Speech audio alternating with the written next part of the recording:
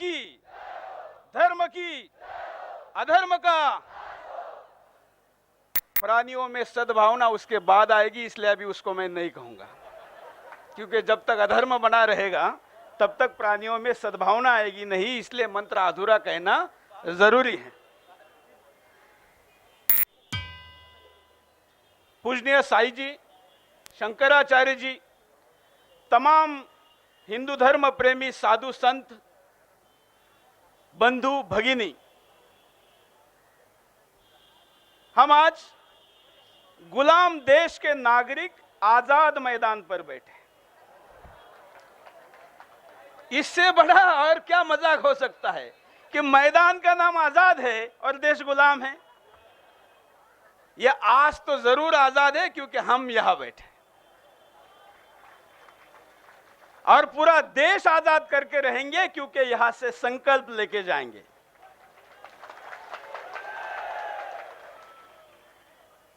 लेकिन क्या आजादी ऐसे केवल भजन गाने से मिली है? क्या आजादी केवल माला जपने से मिली है?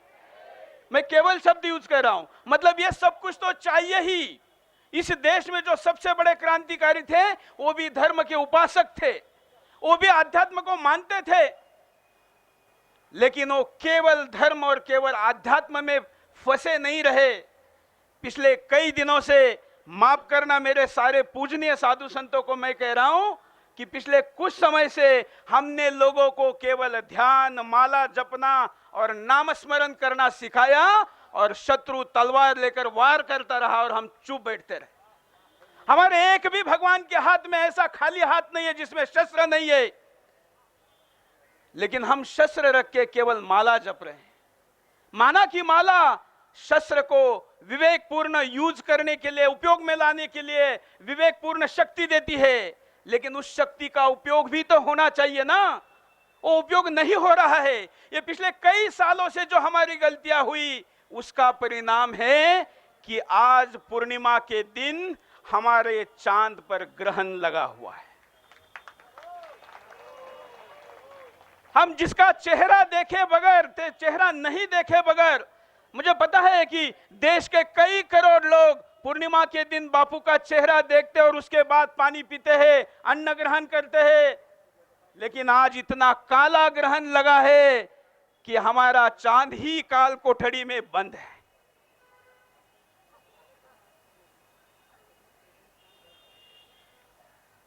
ये रोने से नहीं होगा, ये दुश्मन को रुलाना पड़ेगा, तब वो चांद का ग्रहण हटेगा। मैं भी आपके जैसा इमोशनल हूं, लेकिन सबसे आसान है रोना। इस रोने को आंखों से नहीं, हाथों से बहने दीजिए। दुश्मन भाग जाएगा, दुश्मन भाग जाएगा। लेकिन मित्रों, ये अंधेरा छिटेगा, उजाला आएगा, और ये उजाला हमारा चांद सूरज बनकर लाएगा, क्योंकि हमने उसका असली रूप तो अभी देखा ही नहीं है। मैं भूगोल का विद्यार्थी हूं। भूगोल कहता है, खगोल कहता है कि हर ग्रह ग्रहण के बाद ज्यादा तेजस्वी होता है, और बापूजी भी इस ग्रहण से जब बाहर निकलेंगे तो ज्यादा तेजस्वी होकर बाहर निकलेंगे। ये छत्रपति शिवाजी महाराज का महाराष्ट्र है। यहां पर साधु संतों की रक्षा होती है, लेकिन यहीं पर अंधश्रद्धा के नाम पर धर्म के गला दबाने का कानून लाया जाता है। हमें इसके खिलाफ बोलना जरूरी है। आज अंदर कौन है और बाहर कौन है, इसकी अगर हम तुलना करेंगे, लेकिन उसके पहले मैं एसएमएस को दोबारा बताना चाहूंगा। मैं जंतर मंतर पर भी मंच पे चढ़ रहा था तो मुझे एक एसएमएस आया, और सेम एसएमएस न जाने किसी ने मुझे अभी फिर फॉरवर्ड किया कि सुरेश, तुम तो पत्रकार हो और तुमने स्टूडियो से बोलना चाहिए, कैमरे के ऊपर बोलना चाहिए, तुम जनसभा में क्यों आ रहे हो? तो मैंने कहा कि देश के लिए अगर जरूरत है तो सूरज चौहान के पाकिस्तान में जाने को तैयार है, यहां स्टेज पर आना तो छोटी चीज है। आखिर स्टूडियो में हम पैसे कमाने नहीं गए। शिरडी का रहने वाला हूं, 10 बाय 10 की दुकान भी एक चैनल से ज्यादा मुनाफा देती है। लेकिन अगर जगाने के लिए इस देश को, इस सिंह को उसका असली रूप बताने के लिए अगर स्टूडियो के अंदर से मैं जयकारा लगा सकता हूं, तो मंच से भी लगा सकता हूं, और इसलिए यहां पर आया हूं। शायद मुझे लगता है कि स्टूडियो के अंदर का जयकारा कम पड़ रहा है, इसलिए यहां आया हूं। और अगर जरूरत पड़े तो कश्मीर से कन्याकुमारी तक और आसाम से मुंबई तक मैं इस जयकारे को लेकर बापू के लिए जाने को तैयार हूं। यह क्यों मैदान में आने की जरूरत पड़ी? क्योंकि हमारे भाईबंद न्याय नहीं कर रहे हैं। कोई कहेगा कि आप मीडिया वालों को भाई कहोगे, तो भाई कौरव और पांडव भी तो भाई थे।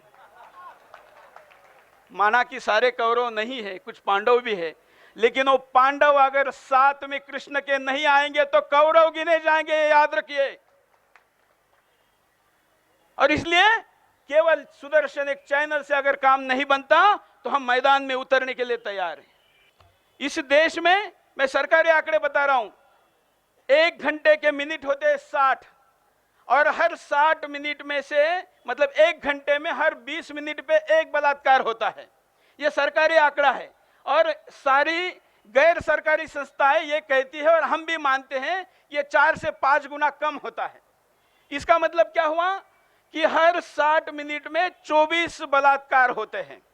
इसका मतलब एक महीने में 43,200 बलात्कार होते हैं, और एक साल में 1,57,68,000 बलात्कार होते हैं।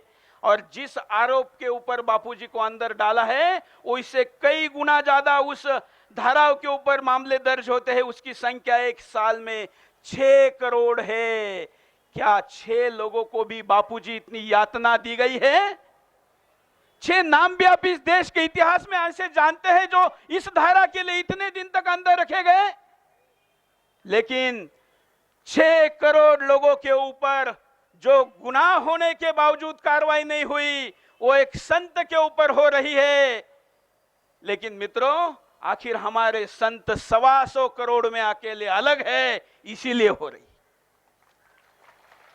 यही बापू है जो सबसे पहले दिल्ली के जंतर मंतर पर इसलिए मैदान में उतरे थे कि शंकराचार्य को दिवाली के दिन अरेस्ट हुआ। यही बापू है जिन्होंने गुजरात और महाराष्ट्र की सीमा डांग, सापुतारा, वनी क्षेत्र में फैल रहे धर्मांतरण को रोका। 2006 में मैं बापूजी को गुरु पूर्णिमा के दिन सूरत में मिला था।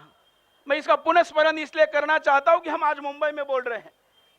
2006 के गुरु पूर्णिमा को 2 बजे सूरत के आश्रम में मैंने बापूजी को कहा था कि मैं बाय रोड शिरडी से आ रहा हूं, और पिछले 4 दिन वनी, सापुतारा, शबरी, कुंभ वाला जो एरिया है, डांग, इन दिनों में रहा, यहां 4 दिन रहा हूं।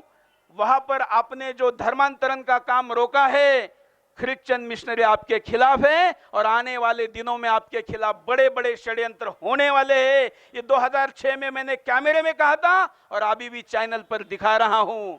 उसके बाद मैंने 26 जनवरी 2013 को कहा था कि क्या क्या होगा।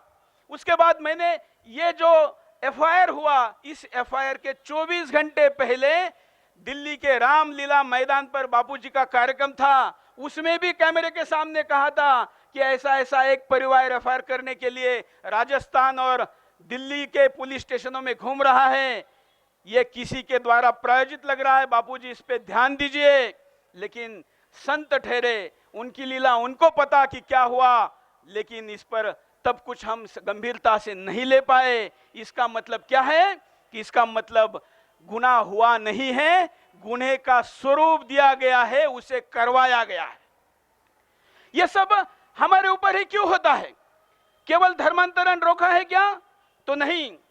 वैलेंटाइन डे पर इस देश में आर्चिज गैलरियों का करोड़ों रुपए का बिजनेस होता है। बापूजी ने इस वैलेंटाइन डे का स्वरूप बदल दिया और उसको मातृ पितृ पूजन कहा। कुछ 1000 करोड़ रुपए का नुकसान आर्चिज गैलरी जैसे गैलरीज का हुआ, जो ग्रीटिंग कार्ड और फूल बेचने का बिजनेस करती है। इसके साथ साथ इस देश के कई हजार होटलों का नुकसान हुआ, जो अनैतिकता तेराह पर चलते हुए 12 घंटे में ही एक होटल को 5-5 जोड़ों को घंटों के किस्तों में किराए पर देती है। वो बापू के खिलाफ है क्योंकि उनका नुकसान हो रहा है। और क्या हुआ इस देश में? और जब ये वैलेंटाइन डे जाता था, साई जी आप लोग तो संत लोग हैं, जानते नहीं, हम तक खबरें आती है, मैं आंकड़ों के साथ बताता हूं। जब वैलेंटाइन डे खत्म होता है उसके 1 महीने बाद इस देश में करोड़ों गर्भपात किए जाते हैं। उन गर्भपात करने वाले केंद्रों का भी नुकसान होता है, इसलिए वो भी बापूजी के खिलाफ बोलने वाले में शामिल हो जाते हैं। उनके लिए पिल्स बेचने वाले, आईपीएल बेचने वाले, तमाम प्रकार की दवाइयां बेचने वाले विदेशी कंपनियों का नुकसान होता है। इसके साथ ही कुछ और आंकड़े जो पहले भी दे चुका हूं। बापूजी के करोड़ों भक्त हैं, लेकिन मानिए कि केवल 2 करोड़ भक्तों के ऊपर बापूजी के कारण शराब पीने से बंद किया गया हो, उन्होंने शराब छोड़ी हो, तो 50 साल के दिन होते हैं 18,500 समथिंग। तो अगर 50 साल में 2 करोड़ लोगों ने 18,500 दिनों तक शराब नहीं पी, तो इसका आंकड़ा जाता है 13,86,000 करोड़ रुपए का। अगर शराब कंपनियों में 25% विदेशी है, ऐसा हमने माना, तो भी इस 13 का आधा भी हम अगर करेंगे तो 4-5 लाख हजार करोड़ रुपए का नुकसान शराब कंपनियों का होता है। सिगरेट का ऐसा ही होता है। ऐसा ही बापूजी के द्वारा आयुर्वेद में जो दवाई बेची जाती है उसके कारण विदेशी कंपनियों का होता है। अगर बापूजी ने विदेशी कंपनियों का खरबों का नुकसान किया है, तो उनकी क्रेडिबिलिटी खत्म करने के लिए, उनको बदनाम करने के लिए कुछ हजार करोड़ रुपए लगाए गए, तो क्या विशेष बात है, ये आपको समझना होगा। क्योंकि मैंने पहले भी कहा है कि इस देश में जैसे जैसे एफडीआई आएगी, वॉलमार्ट जैसे बड़े बड़े बिजनेस घराने यहां पर आएंगे, बड़े बड़े हाउसेस आएंगे, इस देश से भी ज्यादा जिनके पास बजट है ऐसी कंपनी आएगी, तो एक एक क्लाइंट के लिए मारामारी होगी। और जब बापूजी के पास 2 करोड़ से ज्यादा लोग आयुर्वेद पर भरोसा करते हैं, घरेलू नुस्खे के साथ बीमारियां ठीक करते हैं, किचन में पड़े हुए चीजों को खाकर अपनी बीमारियां ठीक करते हैं, रामदेव बाबा की दवाइयां लेकर ठीक करते हैं, अच्छा श्री श्री रविशंकर की दवाइयों से ठीक हो जाते हैं, सनातन की दवाइयों से ठीक हो जाते हैं। और यह संख्या अगर 10 करोड़ से ज्यादा है, तो वॉलमार्ट का और विदेशी कंपनियों का कितना नुकसान होता होगा। उनको बाजार को मुक्त कराना है तो बापू को अंदर डालना जरूरी है, यह सूत्र है। उनके बाजार को मुक्त कराना है तो रामदेव बाबा को बदनाम करना जरूरी है, यह सूत्र है। उनके बाजार को मुक्त कराना है तो सनातन संस्था पर किसी के हत्या का या बम धमाके का आरोप लगाना जरूरी है। यह अगर हम नहीं समझेंगे तो हम इस देश के मालिक है ऐसा कहने का अधिकार हमारे पास नहीं है। क्योंकि मालिक तो वो होता है जो अपनी चीज का ख्याल रखे, मालिक तो वो होता है जो अपनी चीज की केयर करे, मालिक तो वो होता है जो अपनी चीज को जान से ज्यादा प्यार करे। क्या हम अपने देश से जान से ज्यादा प्यार करते होते तो ये आंकड़े हमको पता नहीं होते? अगर हम इस देश पर जान से ज्यादा प्यार करते होते तो क्या हमें इस विदेशी कंपनियों का षड्यंत्र पता नहीं होता? लेकिन हम आंख बंद कर प्यार करते हैं और हमारे ऊपर मारे गए कोड़ों को भी भूल जाते हैं, और इसलिए हम पर बार बार गुलामी की बारी आती है। कुछ और चीजें इसमें मैं कहूंगा, क्योंकि मैं अपने बिंदास बोल में हमेशा स्थिति, कारण, परिणाम और उपाय बताता हूं, और मैं बार बार आग्रह करता हूं। आज तो मैं अपनी नाराजगी भी प्रकट कर रहा हूं साईं जी के सामने, क्योंकि हम केवल बातें कब तक करेंगे? आखिर बातों से तो कुछ बनने वाला नहीं है, हमारा भरोसा है। क्या आप भी मानते हैं बातों से बात बनेगी? बातों से बात बनेगी? भाई शायद साईं जी तो शांति का संदेश देंगे, उनको देने दीजिए। कभी कभी कुछ संदेश उन्होंने देना भी जरूरी है और हमने कभी कभी उसको नजरअंदाज भी करना जरूरी है। मानते हैं कि नहीं? साईं जी को बताइए हाथ ऊपर करके, आप संदेश दीजिए। कभी कभी ये स्ट्रैटेजी भी रखना, हिंदुओं को सीखना होगा। लोग कितने कितने ड्रामे करते हैं, हम ड्रामा ही नहीं कर सकते। इतना शुद्ध सोना गले में भी पहना नहीं जाता है, उसको भी कुछ मिक्स करके उसका ऑर्नामेंट बनता है। मानते हैं कि नहीं? हमें थोड़ा प्रैक्टिकल होने की जरूरत है कि नहीं? इसलिए हमें अब अपने रास्ते को बदलना जरूरी है, हमें उपाय के दिशा में जाना जरूरी है, हमें अपने तरीकों पर बार बार सोचना जरूरी है। आखिर साम दाम दंड भेद ये कहावत किस लिए है? ये फ्रेज किस लिए है? इसका उपयोग किस लिए है? क्या ये गलत है? ये तब गलत है कि जब दूसरे तरफ का न करता हो। लेकिन अगर शत्रु साम दाम दंड भेद का उपयोग कर रहा है तो हमें भी क्या करना चाहिए? क्या करना चाहिए? उसका उपयोग करना चाहिए। क्योंकि कोई तलवार से वार करे और दूसरा केवल उसको ढाल से स्वीकारे, उसको कायरता कहा जाता है, वीरता नहीं कहा जाता। इस पे भी तालियां बजाने को इतना टाइम चाहिए? नहीं समझ में आया? नहीं समझ में आया? क्या समझ में आया? और ये सब मैं कैमरे के सामने बोल रहा हूं। मुझे पता है कि मेरे चैनल किसी और चैनल वाले यहां है। क्यों बता रहा हूं? क्योंकि जो हमारे खिलाफ लड़ रहे हैं वो अब तक ये समझ रहे थे कि कुछ भी कर लो, ये आएंगे, भजन गाएंगे, माला जपेंगे, नाचेंगे, चले जाएंगे। आज की रणनीति अगर कैमरे के द्वारा उन तक पहुंचेंगी तो वो भी थोड़े डर जाएंगे।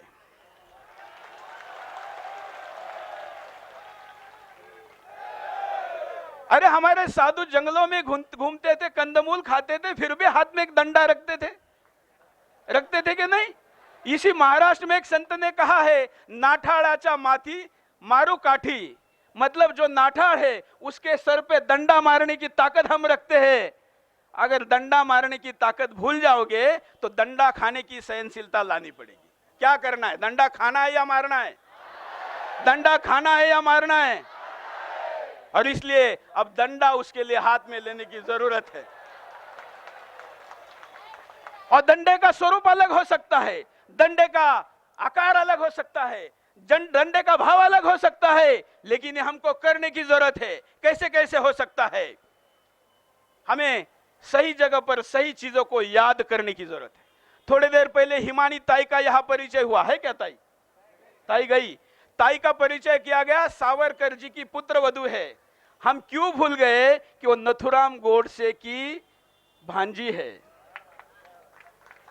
इसलिए हम कहाँ है, कौन है, उसका सही परिचय क्या है, यह बताने की जरूरत है। हमें इसके लिए कुछ उपाय जो करने हैं, उनमें हमको यह भी समझना जरूरी है कि तोते की जान कहाँ है। बराबर ना? यह भी एक कहावत है, तोते की जान कहाँ है। हमारे टीवी चैनलों वाले भाई के तोते की जान कहाँ है? उनका तोता क्या है? टीआरपी। टीवी चैनलों का तोता की जान कहाँ है? टीआरपी में है। मैंने पहले भी कहा है कि अगर बापू के खिलाफ बोलने वाले चैनलों को स्विच ऑफ करो तो 6 करोड़ टीवी एक साथ बंद हो जाएंगे। को तोतों की टीआरपी गर्दन मरोड़ी जाएगी, बापू के खिलाफ बोलना कम होगा। और मेरे इस बात को भारत का मीडिया नहीं समझा। बीबीसी लंदन ने इसकी खबर बनाई, बीबीसी लंदन ने इसकी खबर बनाई, और तब उसके बाद भारत के मीडिया को जान आई, और उसके बाद नारायण साई को टीवी चैनलों पर बुलाया जाने लगा। तब तक नहीं बुलाया गया था। इसलिए तोते की जान आपके हाथ में। उधर से कुछ भी चिल्लाए, 6 करोड़ टीवी बंद कर दीजिए, उसका रेट डाउन हो जाएगा। क्या होता है? मैं भी उसी बिजनेस से हूं। अगर ऐसे मसालेदार खबरें चलती है, उनके लिए तो मसाला है ना।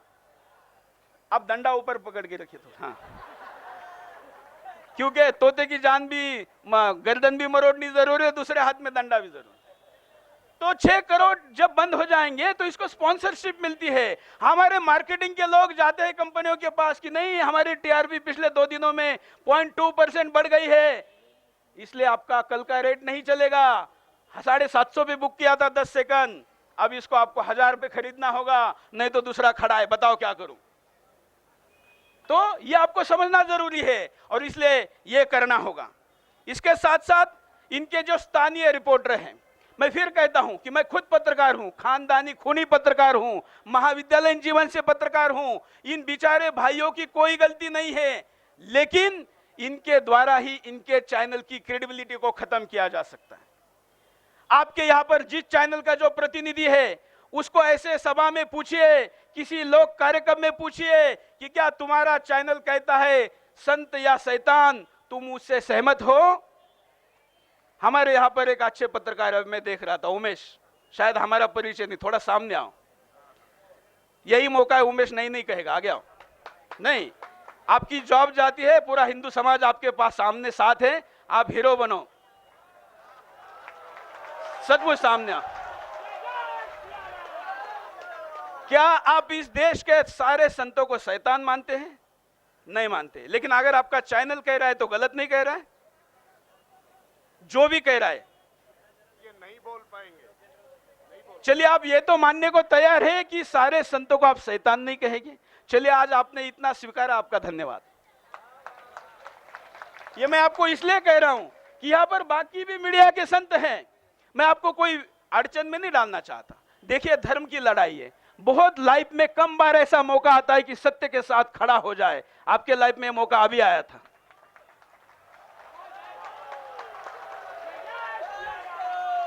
अब उनको पूछिए ना, उनके लोगों को पूछिए कि तुम्हारा चैनल कह रहा है। मैं उन लोगों का नाम नहीं लेना चाहता इस पवित्र महफिल में, जिनके नाम लेने में पाप महसूस होता है। वो एंकर क्या क्या कह रहे हैं, आखिर क्यों कह रहे हैं?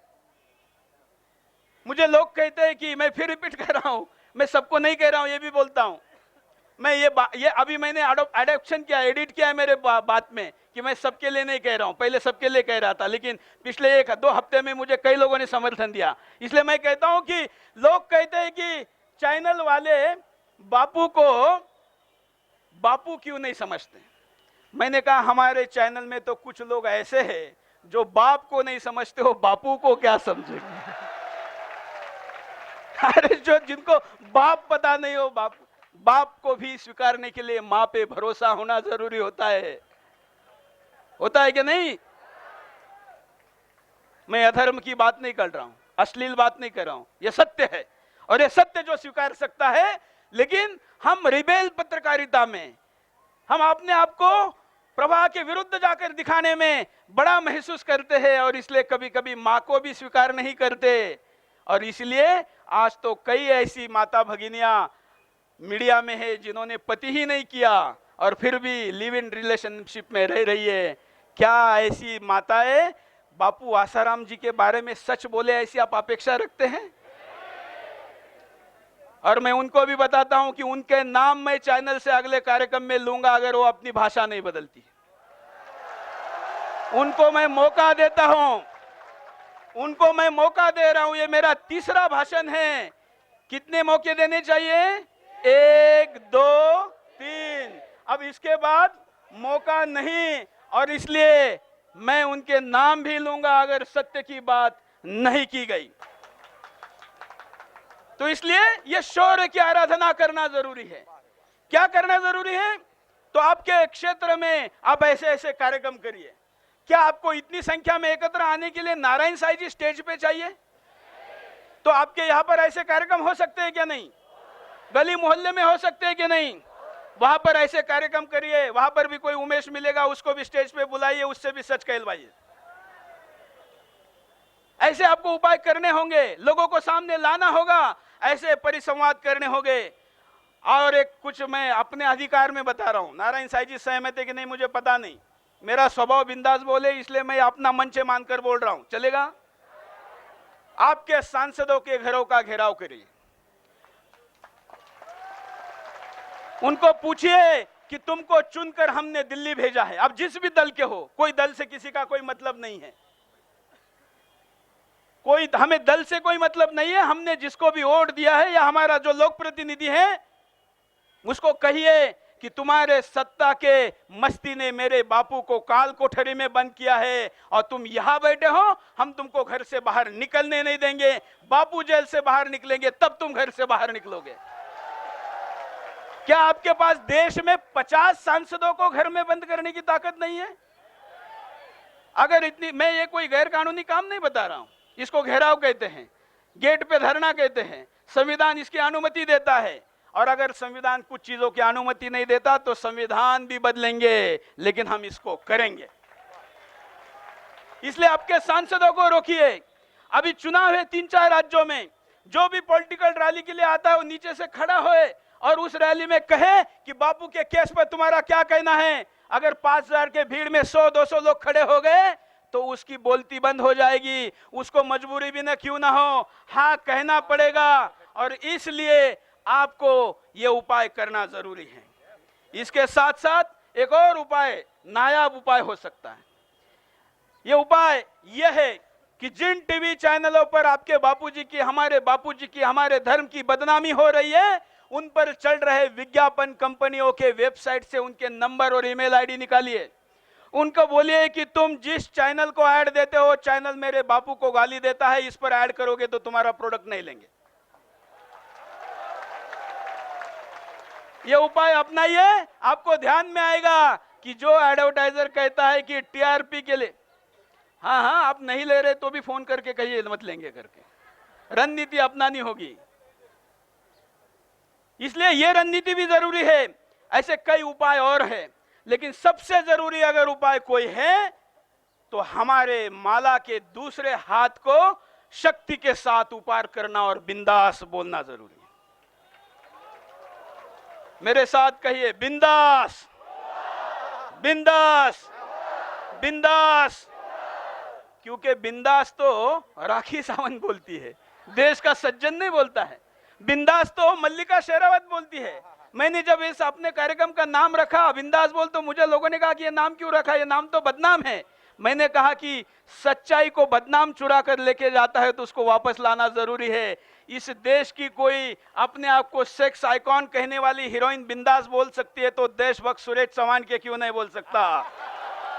और इसलिए बिंदास बोलना जरूरी है। इन्हीं अपेक्षाओं के साथ मैं साईं जी से मार्गदर्शन की अपेक्षा करता हूं कि साईं जी, कहा आपका सुनना है और कहा नहीं, ये भी इशारों में बता दे तो अच्छा होगा। जय हिंद।